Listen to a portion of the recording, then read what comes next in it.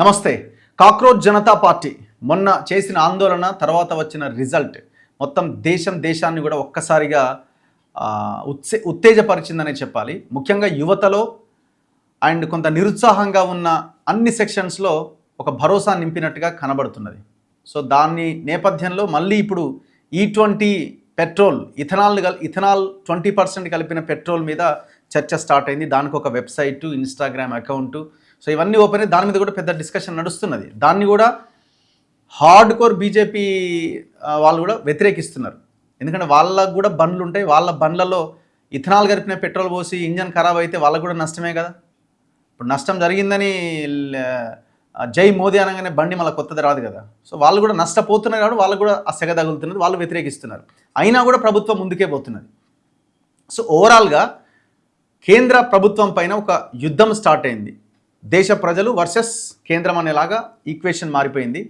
And ఈ total ఎపిసోడ్లో cockroach Janata party ఈ దేశ యువతకి అండ్ ఈ దేశంలో ఉన్న వర్గాలకి ఏం చెప్పాలనుకున్నది, ఏం చెప్పింది, దాని భవిష్యత్తు ఏంటి, సో ఏం చేయాల్సిన అవసరం ఉన్నది, ఇవన్నీ మనం ఒకసారి మాట్లాడదాం. నా ముందు తెలంగాణ ఉద్యమకారుడు రఫీ గారు ఉన్నారు. నమస్తే అన్న. నమస్తే. జై తెలంగాణ. జై తెలంగాణ. సో ముందుగా మీరు ఎట్లా చూసినారు ఆ టోటల్ 26 రోజులుగా జరిగిన ఆ ఎపిసోడ్? దీక్ష, ధర్నా, వాళ్ళ స్లోగన్స్, వాళ్ళ ఉన్న విధానము చాలా అద్భుతంగా. రిజల్ట్ వచ్చిన తర్వాత కూడా అక్కడి నుంచి కదలడానికి వాళ్ళు రెడీగా లేరు. లేదు ఇంకా ఉంది, దేశం కోసం ఏదో చేయాలి, ఏదో ఇంకా పోరాటం చేయాల్సింది చాలా ఉంది అని అక్కడి నుంచి వెళ్ళడానికి రెడీగా లేరు. బేసిక్గా ఏదైనా మీటింగ్ అయిపోగానే, స్పీచ్ అయిపోగానే, లేకపోతే రిజల్ట్ రాగానే ఎక్కడరా నా బ్యాగ్ అని అందుకొని ఉరుకుతారు. నేను అక్కడ ఆల్మోస్ట్ అది రిజల్ట్ వచ్చిన తర్వాత కూడా 2-3 అవర్స్ అక్కడే ఉన్నాం మేము. అక్కడి నుంచి కదలట్లే.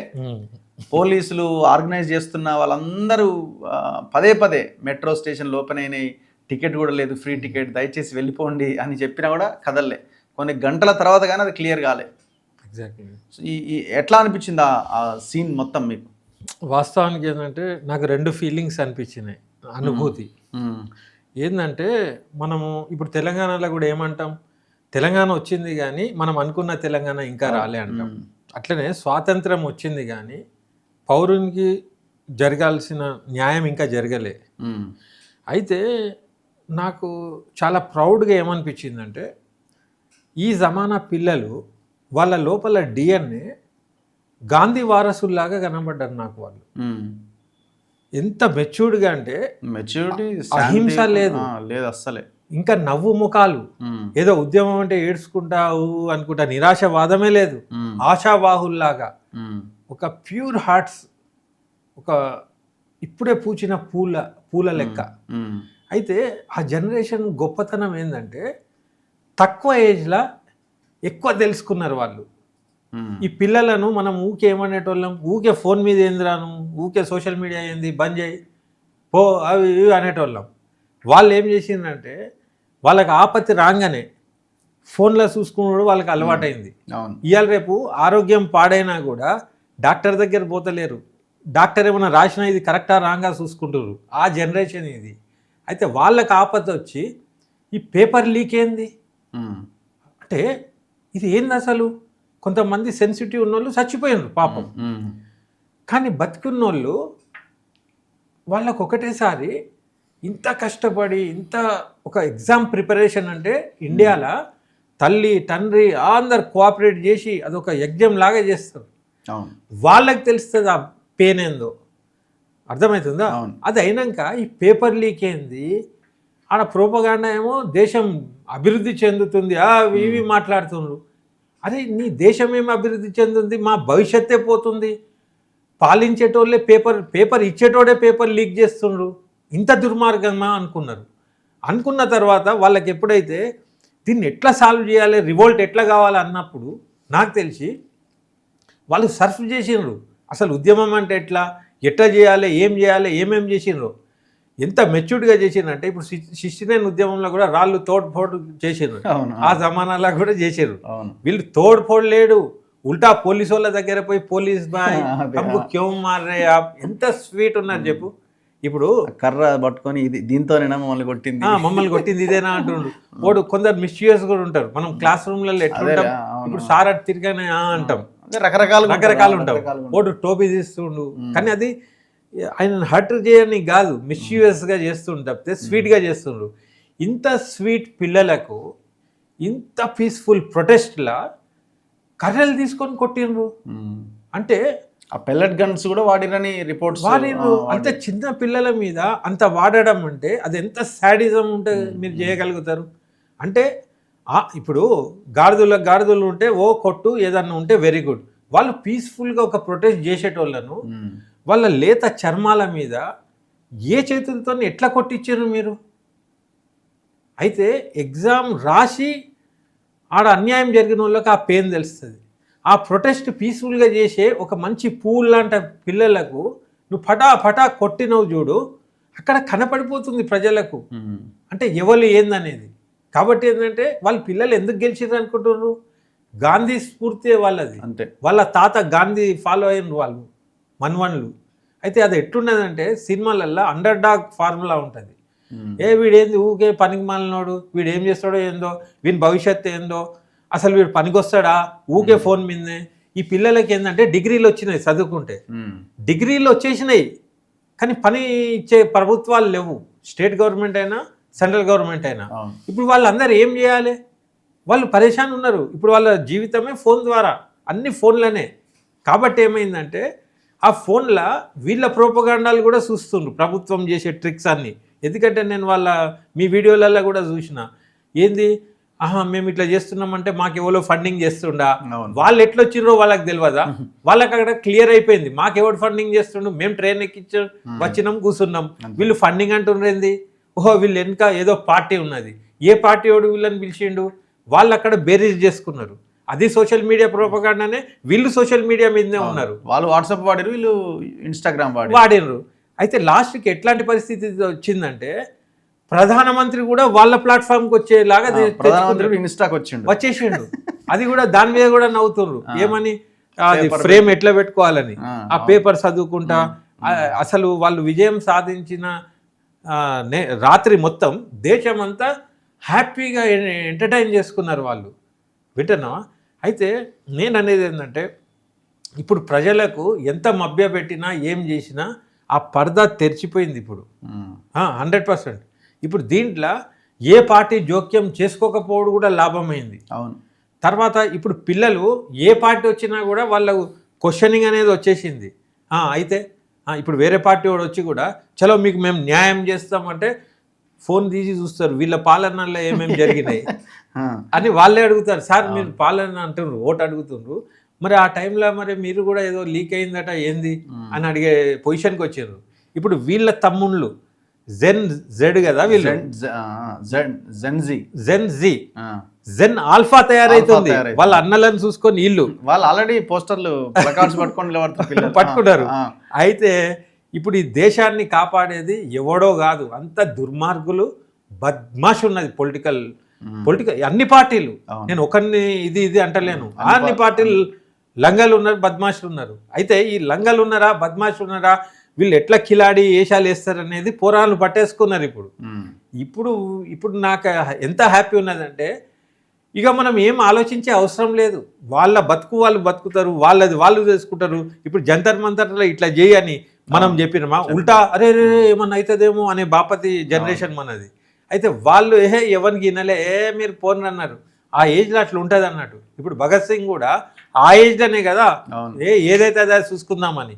కానీ అప్పుడు ఆ రేషం వేరు, సావుకు రెడీ అన్నట్టు పోయినరు. వీళ్ళు మేమెందుకు సస్తాం, మేము మంచిగా బతుకుతాం, హ్యాపీగా ఉంటాం, పాలన ఏంది, రూల్స్ ఏంది, కాన్స్టిట్యూషన్ ఏంది, ఇదంతా చర్చ జరుగుతుంది. అయితే నాకు పర్సనల్ ఒపీనియన్ ఏముందంటే ఈ పిల్లలు ఎంత పరిణతి చెందుతారంటే అట్లీస్ట్ జెన్జీ కాకుండా జెన్ ఆల్ఫా మీద నాకు ఏం నమ్మకం ఉందంటే ఈ ప్రభుత్వ విధానాలలో సవరణలు చేసుకుంటారు వాళ్ళ బతుకు కోసం. ఆర్థికంగా, పొలిటికల్గా, సాంస్కృతికంగా ఈ 3 అంశాలల్లో రాజ్యాంగం ఉన్నప్పటికీ అదొక జస్ట్ ఒక బుక్ లాంటిది అంతే తప్పితే దాన్ని అమలు చేసే విధానంలో మన దేశం ఫెయిల్ ఉన్నది. ఇప్పుడు నువ్వు ఏ పార్టీ చూడు, ఏది వచ్చినా ఏమొచ్చినా అన్ని లోపాలే జరుగుతున్నాయి. 10% మించి ఎక్కడ రాజ్యాంగం అమలైంది ఇంతవరకు?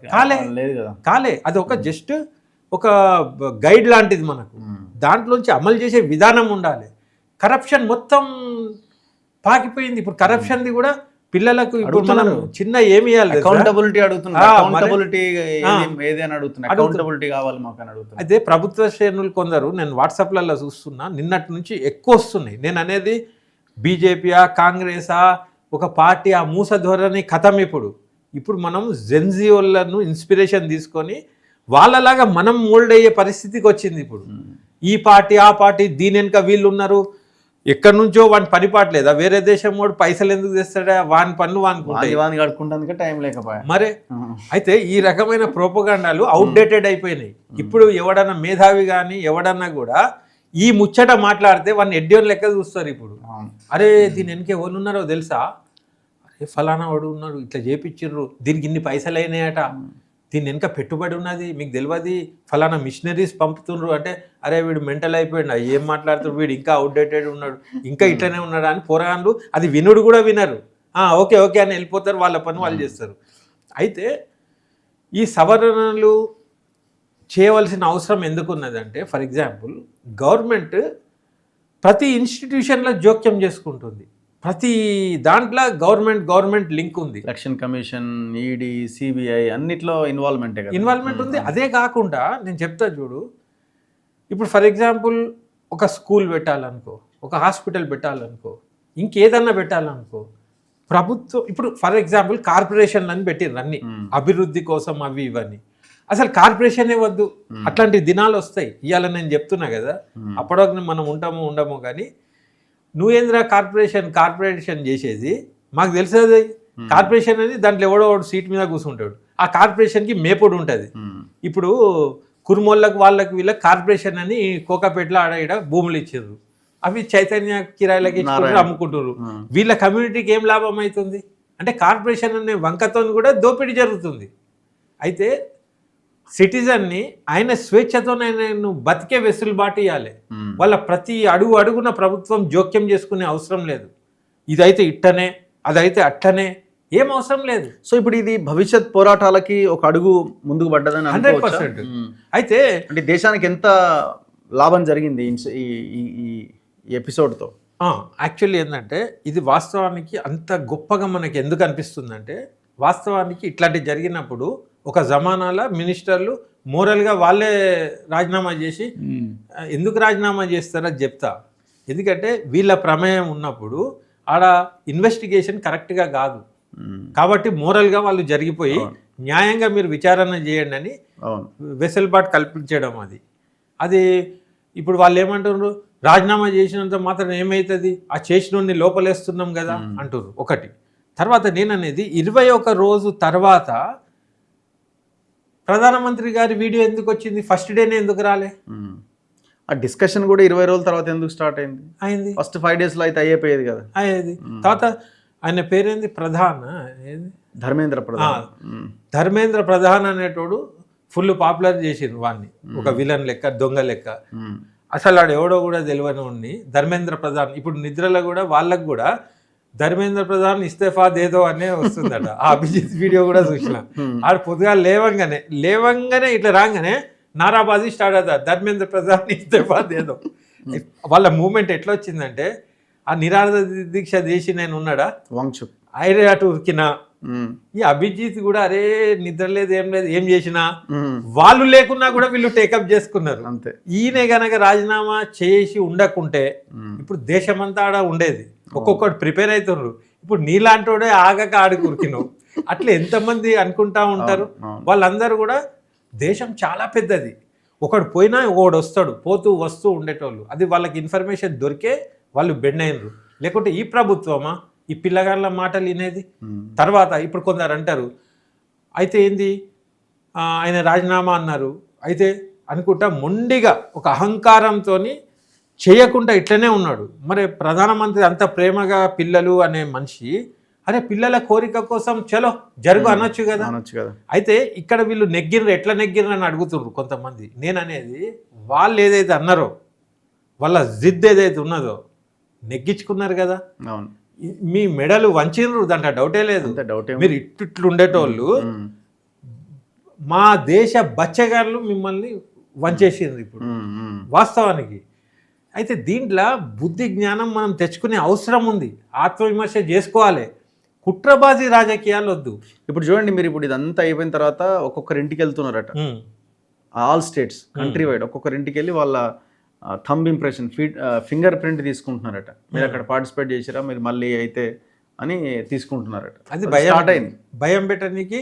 తర్వాత కనుక ప్రభుత్వం ఇప్పుడు ఇన్ని రోజులు నాన్నిచ్చి మేము చెయ్యమనేది అయితే అహంకారంతో ఉన్నారో, ఒకవేళ రిజైన్ చేసుడు పరిష్కారం కాదని అనిపిస్తే మరి ఇప్పుడు ఎందుకు విన్నారు? నేను ప్రభుత్వాన్ని అడుగుతున్నా, రిజిగ్నేషన్ ఈజ్ నాట్ సొల్యూషన్, మేము తొందరగా ఎగ్జామ్ తెచ్చినాం అన్నీ చేస్తూనే ఉన్నాం అన్నారు. మరి మీరు రిజైన్ చేయకపోనుండే దమ్ము ఉంటే మీరు ఎందుకు విన్నారు? ఇప్పుడు వాళ్ళ పార్టీ క్యాడర్కి కూడా నేనేమంటున్నా అంటే, కాదు ఇది అది ఉండే ఇది ఉండే, దీని వెనకేవో శక్తులు ఉన్నాయి, ఒక ఎజెండాతో చేసిండ్రు, అసలు ఆ చేసేటోళ్ళు అందరూ లంగలు, అసలు ఆడు అమెరికాలో ఎందుకున్నాడు, వాడు ఈడికి ఎందుకు వచ్చిండు, ఈ క్వశ్చన్లు ఎందుకు రా భయ్ మీకు? గతంలో వాళ్ళు చేయలేదా, ఆ ప్రభుత్వాలు చేయలేదా, ఇదే ఈ క్వశ్చన్లు ఎందుకు వస్తున్నాయి? ఇప్పుడు ఆడ పేపర్ లీక్ అయిందా కాలేదా, ఇష్యూ ఏంటి, కంటెంట్ ఏంటి అనేది ఇంపార్టెంట్ అంతే. ఇప్పుడు పేపర్ లీక్ అయిందా, అవును, ఆ చేయడం వల్లే కదా మీరు అవకాశం ఇచ్చిర్రు. మీ వల్ల కొందరు పిల్లల భవిష్యత్తు పోయిందా, పోయింది. ఈ పేపర్ లీకేజ్లు ఎప్పుడు ఆగాలిగా, ఇట్లా చేస్తేనే ఆగుతాయి. అవును, వాళ్ళు అకౌంటబిలిటీ అనే పదం ఏదైతే పట్టుకున్నారో, అసలు ప్రభుత్వంకి బేసిక్ సెన్సే అకౌంటబిలిటీ ఉండాలి. అవును, ఇప్పుడు నేను నీకు ఒక లెక్క అప్పచెప్పిన, అంతే అధికారంలో చేయమన్నా నువ్వు నాకు అప్పచెప్పాలి లెక్క, అంతే. అయితే ఇక్కడ పిల్లలు ఏం రుజువు చేసిందంటే, ఒక కొటేషన్ కూడా వచ్చింది, ఏమన్నంటే నాకు చాలా మంచిగా అనిపించింది, నేను అది స్టేటస్లో కూడా పెట్టిన, మీకు ఇది చాలా బ్రహ్మాండంగా ఉంది. ఏంటంటే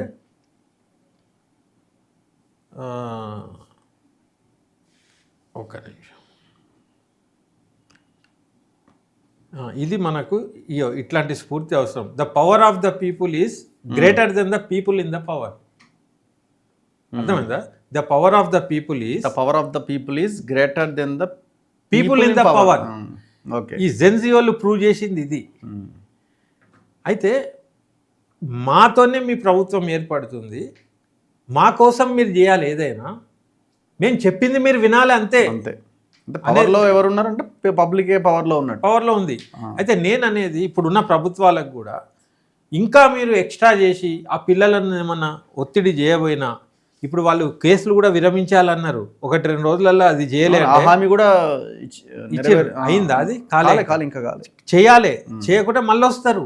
ఇప్పుడు వాళ్ళు వెయిటింగ్, ఈ ధర్మేంద్ర ప్రధాన్ వట్టిగానే రిజైన్ చేసిండని ఉన్నది వాళ్ళకు, ఇంకా కొద్ది ఉంటే ఇంకేమన్నా చేద్దామని ఉన్నది. కాబట్టి వాళ్ళ స్ఫూర్తి అసలు తగ్గేదే కాదు. కాబట్టి ఏంటంటే అది నేను తెలంగాణలో స్టార్ట్ కావాలని ఆకాంక్షించినోడిని. ఇక్కడ తెలంగాణలో మరి కొంత స్తబ్దతే ఉన్నది అంత. అయితే ఇక్కడ ప్రాబ్లం ఏమొస్తుంది నేను చెప్తా. ఇప్పుడు వాళ్ళకున్న మనకు తేడా, ఇక్కడ ఉస్మాన్ యూనివర్సిటీ పిల్లలు తెలంగాణ ఉద్యమంలో గట్టిగా చేసిన దాంట్లో డౌటే లేదు. ఏ ఉద్యమాన్నైనా ఒక లెవెల్ చేసినప్పుడు ఏమైపోతుందంటే రాజకీయ పార్టీలు ఆశ్రయిస్తాయి. నేను అనేది ఏంటంటే, మీ భవిష్యత్తుకు మీరు సరెండర్ కాకుండా, ఇప్పుడు నిరుద్యోగులు కూడా వాళ్ళు కొంతమంది నాకు టచ్లు ఉంటే నేనేమన్నా మీ ఆవేదన మీరు చెప్పుకోరు అనేది, నేను పార్టీల దగ్గరికి ఎందుకు ఇప్పుడు నాలాంటి పిలిచి వాళ్ళ గురించి వకాల్తా ఇచ్చి అనాలి అంటారు. దానివల్ల ఏం లాభం? మీ బాధ ఏంది, మీ బతికేంది, మీరు ఎట్లా ఎగ్జామ్స్ రాసిర్రు, ఆ జీవో నంబర్ లేనిది ఏం నష్టమైంది మీరు వ్యక్తపరచండి అంటే కొందరు ఫాలో అయ్యిండ్రు, వ్యక్తపరిచిండ్రు, ఆడి వరకు బాగుంది. ఈ ధర్నాలు సరిపోవు, పెద్ద జన సమీకరణ చేయండి, 10 ఉమ్మడి జిల్లాల నుంచి జనాలు వచ్చి మీరు ధిక్కరించి అడగాలి అవి అంటే, అది తొందరపడి ఏం చేసిర్రు, ఒక పార్టీ జెండా కిందికి పోయి మీటింగ్ పెట్టిర్రు. ఇప్పుడు ఏమంటుర్రు, ఆ ద్వారా మా వాయిస్ పోయింది కదా అంటుర్రు. నో డౌట్, చలో మీకు ఒక రాజకీయ ఎజెండా ఉన్నా కూడా అక్కడ ఉద్యోగం సంపాదించుకోవడానికి అది ఓకే, కానీ మీ పరిష్కారం అయిందా?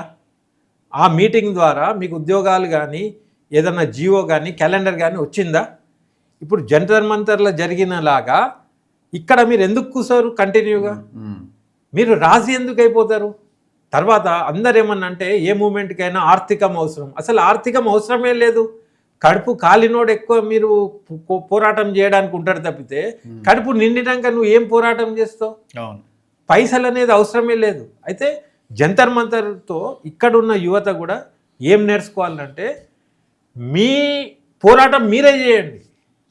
రాజకీయం కరెక్టే ఉంటే పోరాటం ఎందుకు ఉంటుంది? ప్రతిపక్షం వాళ్ళే చేసుకుంటారు.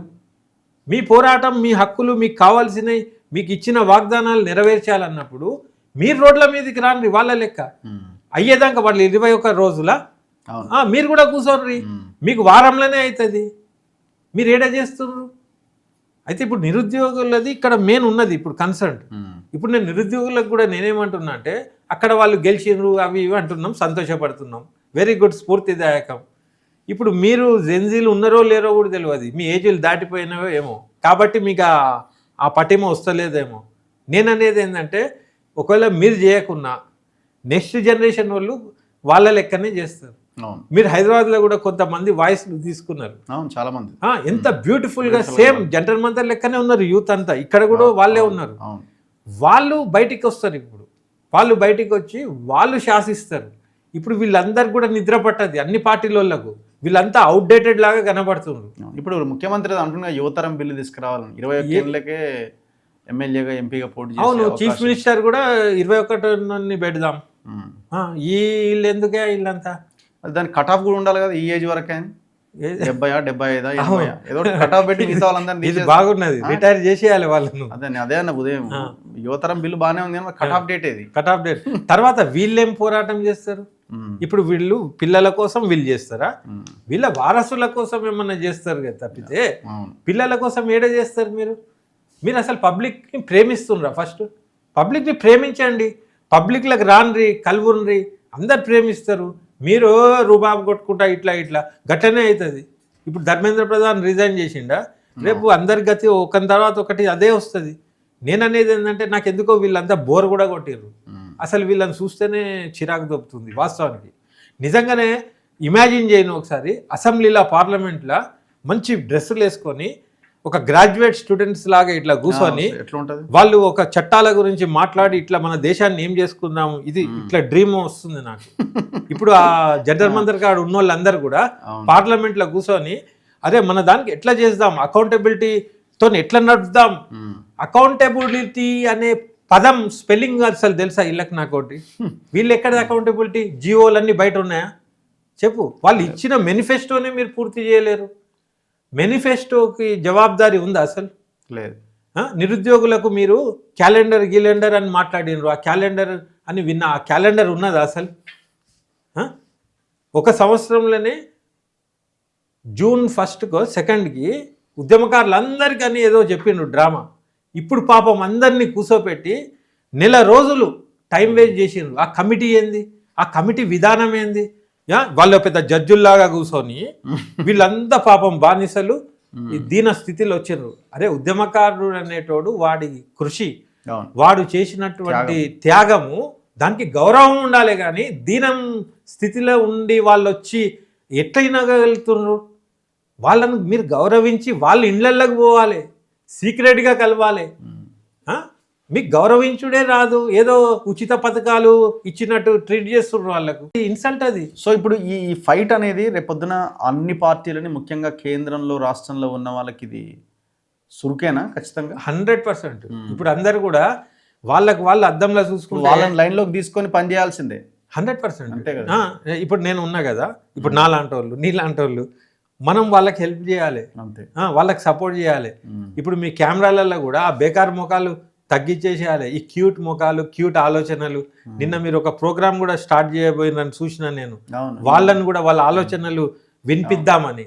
ఇంత మీడియా ఉంది తెలంగాణలో, ఆంధ్రప్రదేశ్లోకి. ఇట్లా ఇప్పుడు జంతర్ మంతర్లో అంతా జరిగింది, వీళ్ళకందరూ రిపోర్టర్స్ ఉంటారు వాళ్ళు మైక్లతోని, ఒక్కడు ఎందుకు కనపడలే? ఆ స్ఫూర్తి కూడా తీసుకోవాలి. జంతర్ మంతర్లా పనికిమాలిన మీడియా వస్తే గెట్ అవుట్ అన్నారు వాళ్ళు. ఆ తెగువ మీకుందా? ఇక్కడున్న పోరాటం చేసేటోళ్లకు, ఫోటోలకు, పేపర్లకు ఎగబడుడు, బొమ్మ కనబడితే చాలనే సంస్కృతి ఫస్ట్ పోవాలి. వాళ్ళు ఎట్లున్నారు మోతబర్గా? వాళ్ళు బొమ్మలకు ఏం ఆశపడలే, మేము చెప్పింది నెగ్గాలనే దాంట్లో ఉన్నారు స్ఫూర్తి, అది రావాలి. ఇప్పుడు మీడియా రాగానే ఏమన్నా వేస్తాడేమో అని చెప్పి మీరు కాంప్రమైజ్ అవుతున్నారు. ఒక లైన్లో చెప్పాలంటే యువత కానీ ముసలోళ్ళు కానీ ఎవడైనా మీరు కాంప్రమైజ్ కావద్దు మీ కొట్లాటకు. ఇప్పుడు ఏ మాట కా మాట. ఇప్పుడు కేసీఆర్ని కూడా నేను ఎక్కడ అది అంటానంటే ఆయన రాజకీయ లబ్ధికి కానీ తెలంగాణ సాధన కావాలి అయినా కూడా లేకుంటే టీడీపీలో ఆయనకు జరిగిన అవమానాలకు బీఫామ్ కోసం ఉష్కెలో కూర్చొని వాపస్ పోయిన దినాలు అవి ఇవి ఆయన చెప్పినే విన్నాం మేము. ఇవన్నీ చేసి నేను వచ్చినా అని అన్నాడు కదా, ఎండుదాకా ఆయన జెండా పట్టుకున్నాడు కదా. ఇప్పుడు చెన్నారెడ్డి పట్టుకొని మళ్ళీ సరెండర్ అయినరు. ఫర్ ఎగ్జాంపుల్ ఇంద్రారెడ్డి ఏదో పెట్టబోయిండు, ఇంకెవరో పెట్టబోయినరు, చాలామంది ట్రై చేసిండ్రు.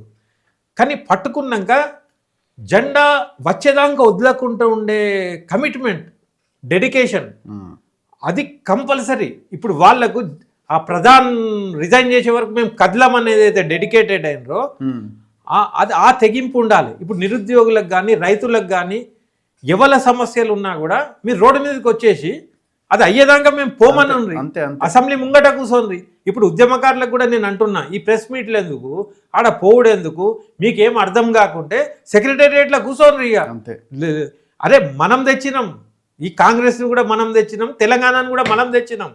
దీనికి ఒక కమిటీ ఎందుకయ్యా? మేమే కమిటీ, మాకు కమిటీ ఏంది? ఇదేమన్నా బీడీ కార్మికులు లేకుంటే గరీబ్ వాళ్ళకి ఏదో అవి చేసే ఏదో ఆ టైప్ ట్రీట్ చేస్తుండ్రు. గౌరవప్రదం ఏడున్నది మీది? అవును.